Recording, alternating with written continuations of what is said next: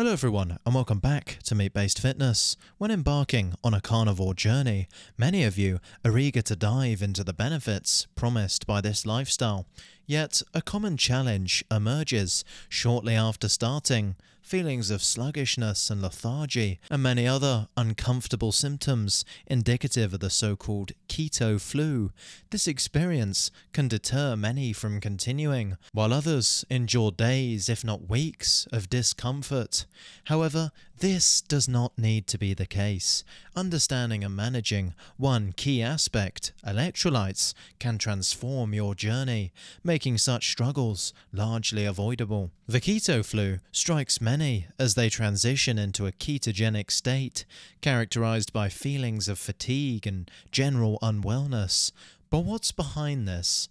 The two main culprits are carbohydrate withdrawal and electrolyte imbalances, with our focus today on the latter. Transitioning to ketosis prompts a rapid loss of water weight, and, with it, the essential electrolytes your body needs to function optimally.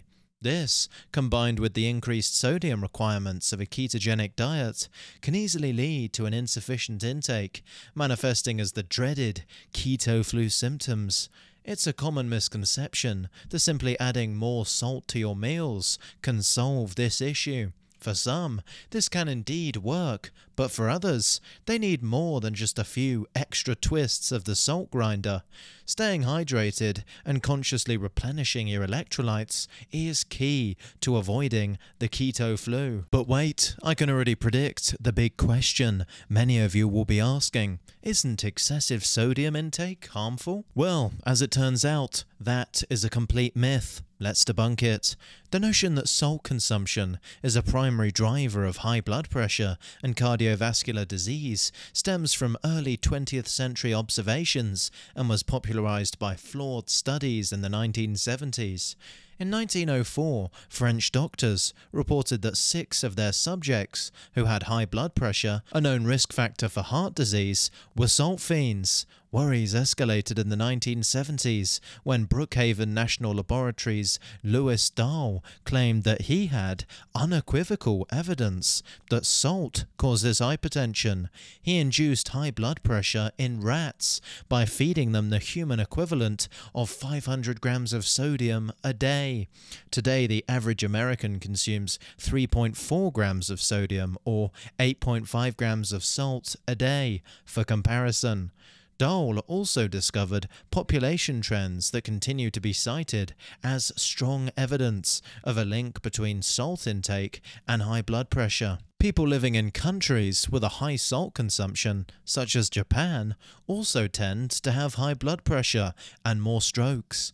But, as a paper pointed out several years later in the American Journal of Hypertension, scientists had little luck finding such associations when they compared sodium intakes within populations, which suggested that genetics or other cultural factors might be the culprit. Nevertheless, in 1977, the US Senate's Select Committee on Nutrition and Human Needs released a report recommending that Americans cut their salt intake by 50 to 85%, based largely on Dahl's work. So, as you now know, these poorly backed claims often overlook the complexity of dietary sodium's effects on health, including contradictory evidence within populations and the lack of direct correlation between salt intake and hypertension in comprehensive studies.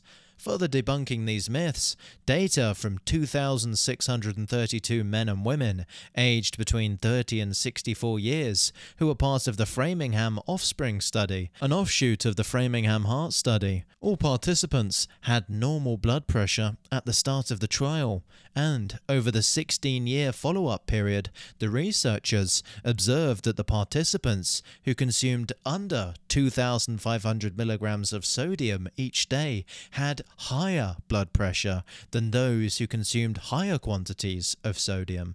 So how much sodium do you really need on a keto or carnivore diet? It turns out that managing sodium, potassium and magnesium, all naturally occurring in foods, is crucial for those on a ketogenic diet.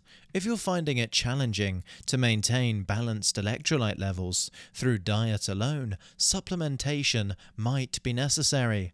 Follow these guidelines provided by experts like Lyle McDonald: 5,000 milligrams of sodium, 1,000 milligrams of potassium, and 300 milligrams of magnesium every day. Tracking your intake of these essential minerals can easily be done with tools such as MyFitnessPal, Chronometer, or Carb Manager.